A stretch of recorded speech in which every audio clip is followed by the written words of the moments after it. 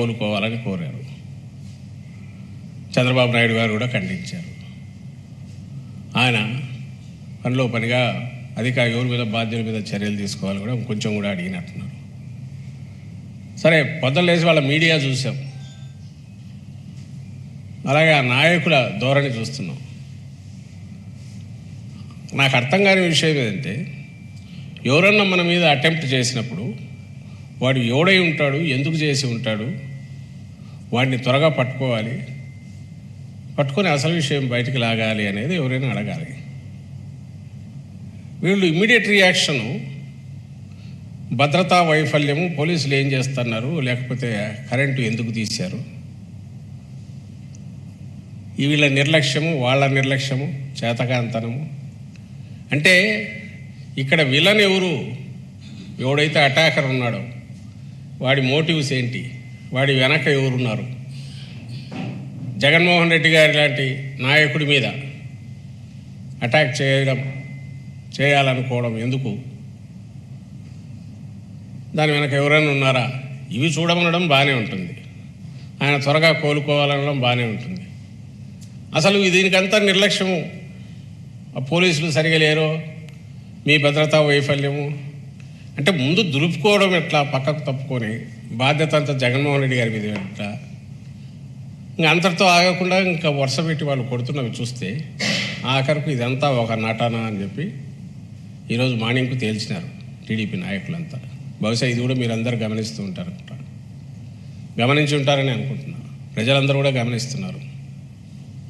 కడుపుకు అన్నం తినేవాడు ఎవడైనా,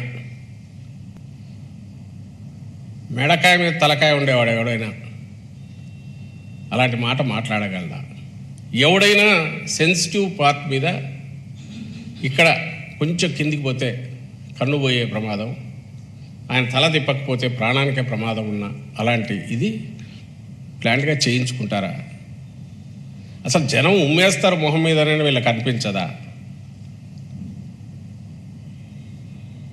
దీని వెనక ఎవరు ఉంటారు అనడానికి, అనుమానాలు వ్యక్తం చేయడానికి బాధితులుగా మా పార్టీ వాళ్ళు మాట్లాడడంలో సహజంగానే ప్రత్యర్థుల వైపు చూపించడం జరిగితే మాకు సంబంధం లేదని చెప్పడం వరకు ఓకే.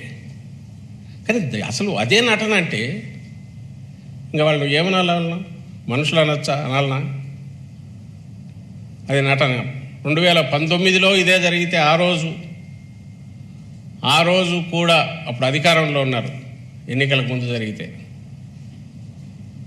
ఆ రోజు కూడా 5 నిమిషాల్లోనే అప్పుడు ఎవరో డీజీపీని ఉంటే ఆయన పంపించి ఇది ఆయన అభిమానులే చేయించారని ముందే కంక్లూజన్కి వచ్చి ప్రెస్ కాన్ఫరెన్స్ పెట్టి మాట్లాడించారు, చేతులు దులుపుకొని. మరి ఆ రోజు అధికారుల వైఫల్యం ఎందుకనలా? ఆ రోజు నువ్వు అధికారంలో ఉన్నావు కదా, జగన్మోహన్ రెడ్డి గారి మీద జరిగినప్పుడు మా అధికారుల వైఫల్యం ఎందుకనలా? ఆ రోజు 5 నిమిషాల్లో అదే అధికారులతో, జగన్మోహన్ రెడ్డి గారి అభిమానులతో ఎవరితో చేయించుకున్నాడు అని ఆ రోజు అన్నారు. అది ఇంక ఇప్పుడు ఎంత ఎగతాళి అయిపోయిందంటే, ఆ కోడికత్తి సీను, కోడికత్తి అనేది అది ఒక ఎగతాళి అయిపోయి ఇప్పుడు దాని సెకండ్ 2.0 వర్షన్ అని ఎగతాళి చేస్తున్నారు. రాజకీయాల సంగతి వదిలేద్దాం, అసలు వీళ్ళు మనుషులుగా అన్న ఈ సమాజంలో ఉండడానికి అర్హులేనా అని నేను అడుగుతున్నాను. ఎందుకు చూపిస్తున్నాం అంతగా అంటే, మళ్ళీ అడుగుతున్నాం, ఎవరైనా నటించాలనుకునేది, ఆ లక్షణాలు ఉండేది వాళ్ళకున్నాయి, దట్స్ ఎ డిఫరెంట్ ఇష్యూ, అందువల్ల నేను పోదలుచుకోలే.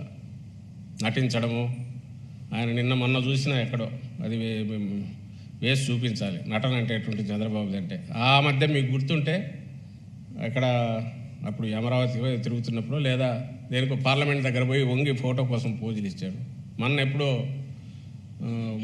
రంజాన్ అప్పుడు అనుకుంటా, నిన్నగాక మొన్న వాళ్ళు ఏదో కేకు తీసుకొచ్చి నోట్లో పెడుతుంటే నోటికి ఇక్కడ ఉండగానే ఇట్లా వరకు ఫోటో ఇస్తాడు. అట్లా 10 సార్లు నోట్లో పొరపాటున పెదవులు కూడా తగలకుండా ఫోటోలో క్రూడ్గా కనపడుతుంది.